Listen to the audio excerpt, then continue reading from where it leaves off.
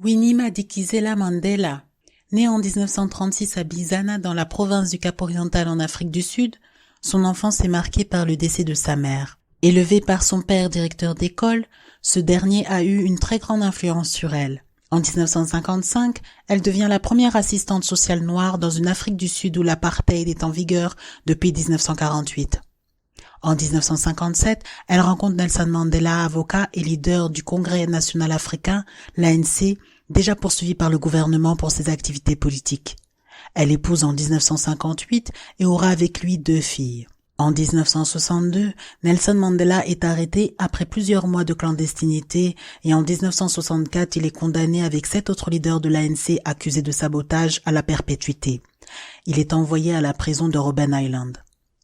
Se retrouvant seule, Winnie élève leur fille et va mener un combat sans relâche pour faire libérer son mari, devenant ainsi la porte-parole de l'ANC. En 1969, elle est arrêtée, torturée et placée 461 jours en isolement avant d'être jugée et acquittée. Par la suite, elle sera arrêtée à plusieurs reprises, maltraitée, intimidée, bannie, assignée à résidence et harcelée par les services secrets sud-africains. Mais rien ne l'arrête dans son combat contre l'oppression raciale.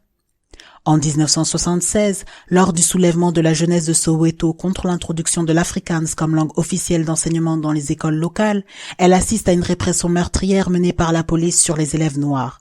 À ce moment précis, elle réalise qu'elle userait de la même violence que l'ennemi pour défendre son peuple.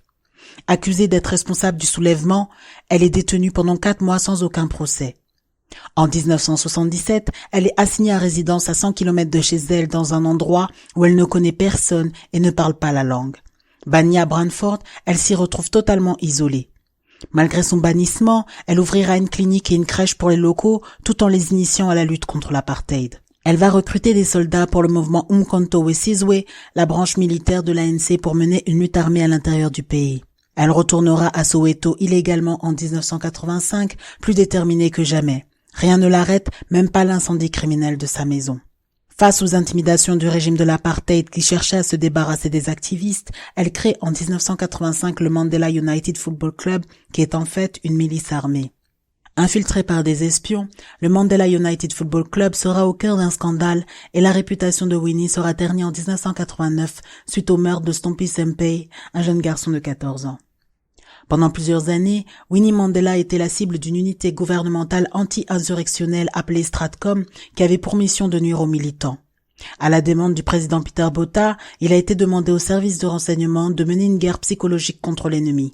Cible du programme anti-révolutionnaire Romulus, elle a été victime de nombreuses campagnes de désinformation pour la diaboliser et semer la division chez les Noirs d'Afrique du Sud. Le 11 février 1990, Nelson Mandela, devenu une icône grâce aux efforts nourris de Winnie pendant plus de 20 ans, est libérée après 27 années de prison. En 1991, elle est reconnue coupable de complicité dans l'enlèvement du jeune Stompie Sempay. Elle est condamnée à 6 ans de prison, mais sa peine sera réduite à une amende et à 2 ans de prison avec sursis en appel. En 1994, lors de la réouverture de l'enquête sur le meurtre du jeune garçon, le garde du corps de Winnie Mandela, Jerry Richardson, condamné à la perpétuité, a avoué être un informateur officiel de la sûreté de l'État de Soweto.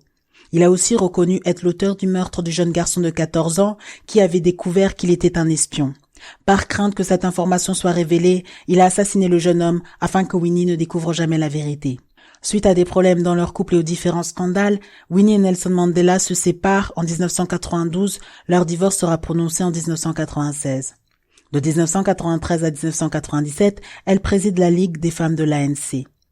Avec l'élection de Nelson Mandela à la présidence en 1994, elle est nommée vice-ministre des Arts, de la Culture, de la Science et des Technologies. Contrainte de démissionner quelques mois plus tard, sa carrière politique connaîtra un certain déclin suite à diverses accusations. Cela ne l'empêchera pas de toujours rester proche de son peuple et à continuer à agir sur le terrain.